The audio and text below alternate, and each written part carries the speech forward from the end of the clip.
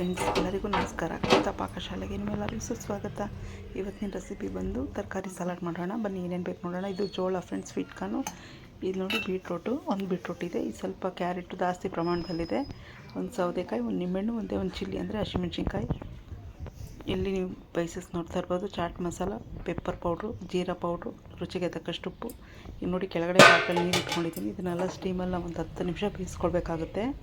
ಇದು ಮಾಡೋದ್ರಿಂದ ಚೆನ್ನಾಗಿರುತ್ತೆ. ಸಲಾಡ್ ಮಾಡೋಕ್ಕೆ ಇದೇ ಥರ ಮಾಡ್ಕೋಬೇಕು.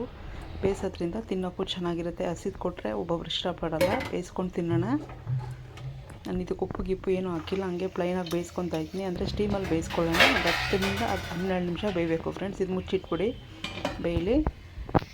ಯಾರ್ಯಾರು ವೆಯ್ಟ್ ಲಾಸ್ ಮಾಡಬೇಕು ಈ ಥರ ಮಾಡ್ಕೊಂಡು ತಿನ್ನೋದ್ರಿಂದ ತುಂಬ ಅಂದರೆ ತುಂಬ ಒಳ್ಳೆಯದು. ನೋಡಿ ದಾಲೆ 10 ನಿಮಿಷ ಬೆಂದಿದೆ. ಈಗೆಲ್ಲ ಸ್ಪೈಸಸ್ ಹಾಕ್ಕೊಂಡು ಚೆನ್ನಾಗಿ ಮಿಕ್ಸ್ ಮಾಡೋಣ.